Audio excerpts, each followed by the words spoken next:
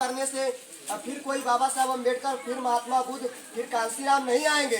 हम ही को कांसीराम, हम ही को बाबा साहब के स्थान पर अपने समाज की दिशा को एक नया दिशा देना होगा। समाज के लोगों को हम ही को मेहनत करना होगा और हम ही लोगों को संघर्ष करके समाज को आगे लेके जाना होगा। आप बताइए, कोई बच्चा है, अगर उसके माँ बाप कोई संपत्ति सिरजाए हैं और वो बच्चा है, अगर उस संपत्ति को नहीं बढ़ा पा रहा तो कम से कम उसको बेचने का भी उसको अधिकार नहीं है। अगर बेचता है तो उसको लोग कहते हैं बहुत कुपात्री औलाद है कि नहीं है। तो उसी तरह अगर हम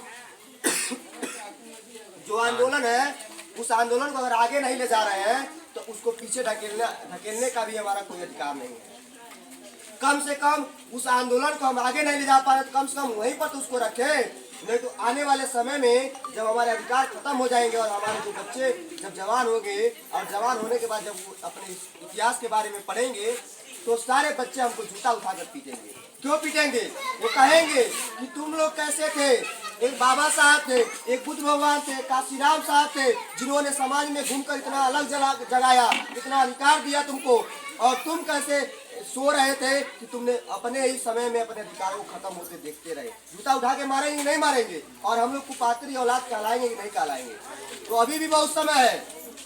आज उनके सीने में इसलिए तकलीफ हो रही है क्योंकि एक छोटे बिरादरी का लड़का, छोटे समाज का लड़का, जिसको समाज में कभी बराबरी का दर्जा नहीं था, उस समाज का लड़का अच्छा कपड़ा पहन रहा है, अच्छे स्कूलों में पढ़ रहा है, अच्छे से खा पी रहा है, उनके सीने में तकलीफ नहीं होगा। अभी आप लोग सुने होंगे एक उत्तर प्रदेश की तरफ से एक आया है कि किसी भी गाड़ी पर कुछ भी नहीं लिखा जाएगा। अच्छी बात है, नहीं लिखा जाएगा, लेकिन आप जरा सोचिए, जब तक वो लोग लिखते रहे तब तक कोई नियम नहीं आया। लेकिन आज हम लोग के पास भी गाड़ियां होने लगी और हम लोग भी जब लिखने लगे तब उनके सीने में क्या होने लगा?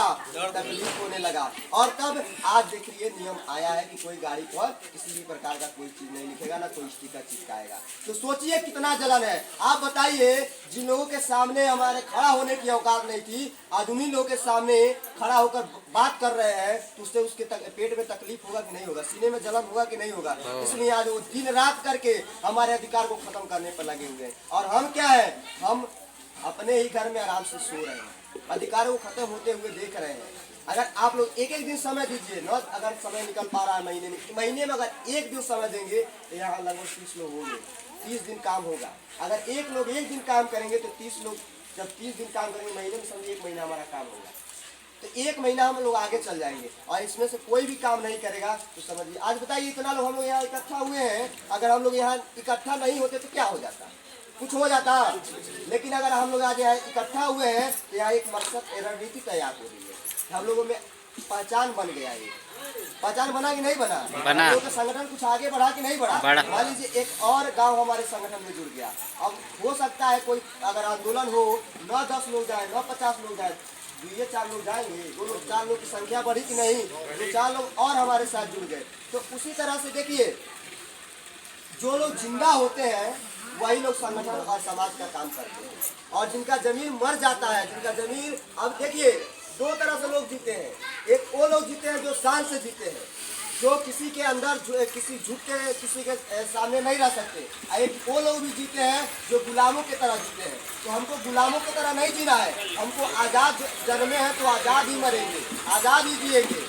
और हमारा जमीन जिंदा है, तभी आज हम इतना दूर से आए हैं। आप लोग भी अलग अलग गाँव से यहाँ पर हमको सुनने के लिए आए, आपका जमीन जिंदा है। कांशीराम साहब कहे हैं कि मुझे लोग कभी संगठन और समाज का काम नहीं करते, कभी संगठन नहीं चलाते।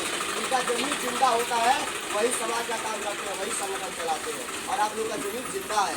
और देखिए, कभी भी जब आप लोग अपने लोगों के साथ खड़ा रहेंगे तो अपनी एक ताकत बनेगी, अपनी एक पहचान बनेगी, और उसी पहचान के दम पर हम बहुत कुछ कर सकते हैं। आज देखिए, फुलवरिया गांव में लगभग 66-67 गांव है, और उसी 66-67 गांव के संगठन से एक अपना प्रधान बनाया गया। अब बताइए प्रधान क्यों बनाया गया?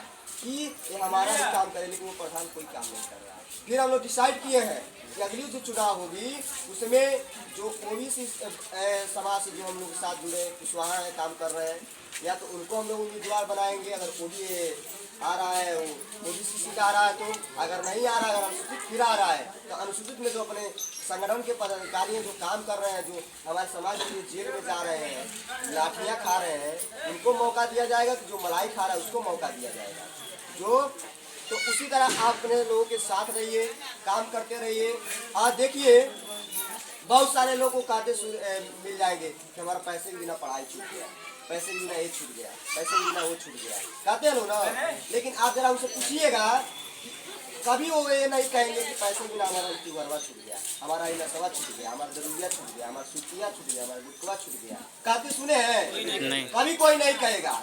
आप सोचिए सुरती इतना महंगा है, लेकिन फिर भी 5 रुपया 5 रुपया 5 रुपया 5 रुपया लोग खरीद के खा लेते हैं। दारू 55 रुपया मिलता है। और बहुत ऐसे लोग होंगे, 1 2 गो में काम नहीं चलता होगा, 3 गो 4 गो चाहिए, 3 गो तो चाहिए मैक्सिमम, 2 गो 3 गो चाहिए। आप सोचिए जो पैसा हम कमा रहे हैं वो पैसा हम बचा कर अपने घर ला रहे हैं, आधा पैसा रास्ते में उड़ा दे रहे हैं, आधा पैसा बाजार कर रहे हैं, कुछ पैसा बच रहा है? नहीं बच रहा है। और वही पैसा अगर हम फालतू जगह न खर्चा करें, उस पर न खर्चा करें, पैसा हमारे पास ही नहीं बचेगा। तो एक तरह से जो मदिरा होती है वो मदिरा हमारे देश में नहीं बचेगा।